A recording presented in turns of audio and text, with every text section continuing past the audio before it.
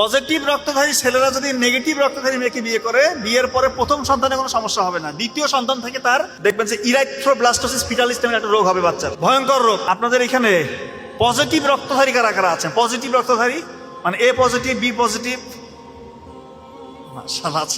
হাত নামান অলমোস্ট 95%। আর আপনাদেরকে একটা খবর দেই,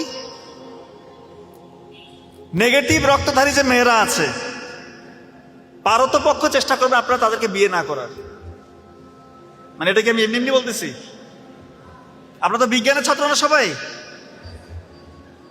পজিটিভ রক্তধারী ছেলেরা যদি নেগেটিভ রক্তধারী মেয়েকে বিয়ে করে, বিয়ের পরে প্রথম সন্তানে কোনো সমস্যা হবে না, দ্বিতীয় সন্তান থেকে তার দেখবেন যে ইরাইথ্রোব্লাস্টোসিস ফিটালিস নামের একটা রোগ হবে বাচ্চার, ভয়ঙ্কর রোগ। হাইড্রোপস ফিটালিস হবে, তার হার্টের মধ্যে পানি জমবে, লাংসে পানি জমবে ওই বাচ্চার, ব্রেন এমন বেশি রক্ত ভাঙা শুরু হবে ওই বাচ্চার, তার জন্ডিসের মাত্রা এত বেড়ে যাবে ব্রেইনের মধ্যে পর্যন্ত জন্ডিস চলে যাবে। কার্নিকটেরাস বলে, কার্নিকটেরাস, মানসিক ভারসাম্যহীন হয়ে যাবে ওই বাচ্চা, খিচুনি দিবে, অজ্ঞান হয়ে যাবে, কমাতে চলে যাবে, মারা পর্যন্ত যায়, এবং ওই বাচ্চার খুব একটা প্রোডাক্টিভিটি থাকবে না। এটা থেকে কি মানে যারা বিয়ে করে ফেলছে, ধরেন বিয়ে করে ফেলছে পজিটিভ রক্তধারী ছেলে, নেগেটিভ রক্তধারী মেয়ে, তাহলে তাদের উপায়টা কি? উপায় আছে।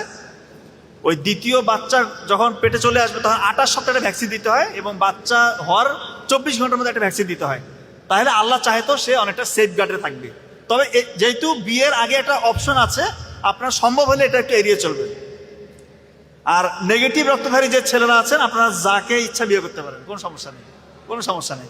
আর অপরদিকে পজিটিভ রক্তধারী যে মেয়েরা আছে তারাও যাকে খুশি বিয়ে করতে পারে, কিন্তু নেগেটিভ রক্তধারী মেয়েদের এই সমস্যা। পজিটিভ রক্তধারী ছেলে, নেগেটিভ রক্তধারী মেয়ের বিয়ে হলে এই সমস্যাটা হয়।